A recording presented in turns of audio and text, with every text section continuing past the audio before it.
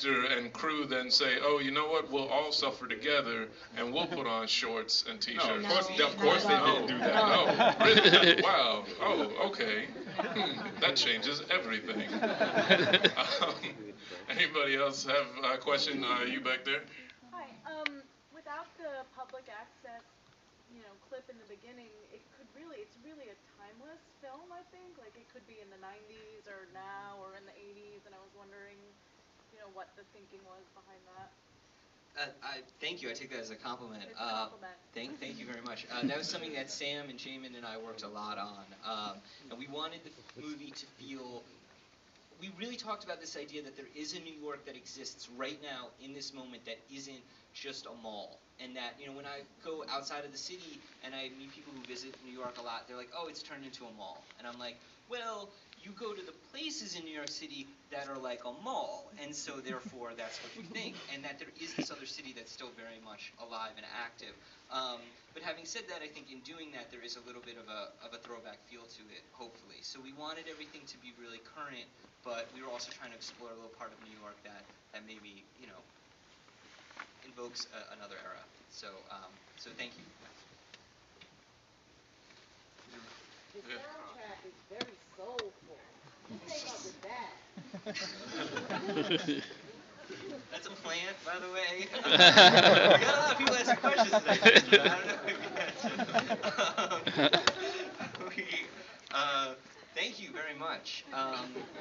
It was a really early instinct of mine. I had a big playlist of songs before I even started writing the script. I love that music. I love that old R&B, rock, gospel stuff, and it was also important in terms of setting the tone, and because I think that most stories that are told in this kind of world are, as I was saying, much bleaker, and that we were going to do something that was a little bit more fun, that we were going to go on an adventure and go on a ride, and also a little bit about the separation between the storytellers and the movie itself.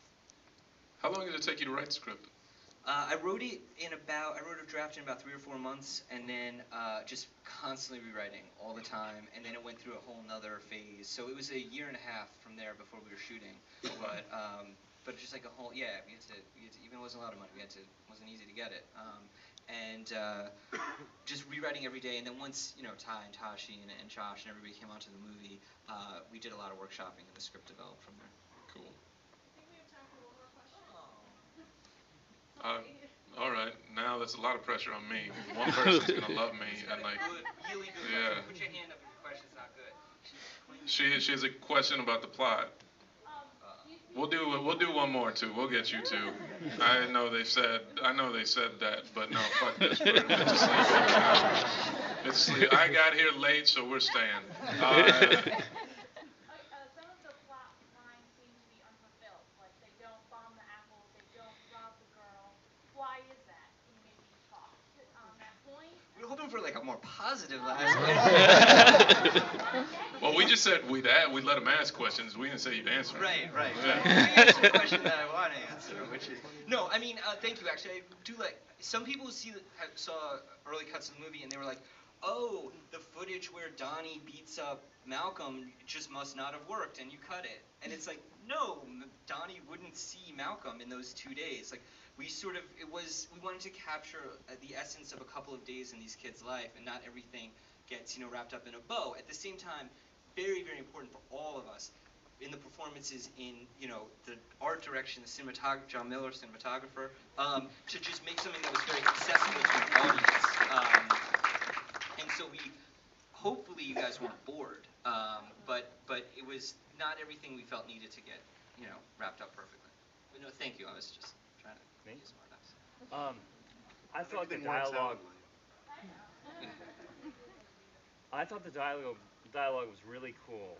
It had a great, what I thought to be authenticity to it, and it flowed really well, and the actors delivered it really in a great way. And I'm curious as to how closely they adhered to the script, and if you allowed them leeway to kind of play with it, improvise.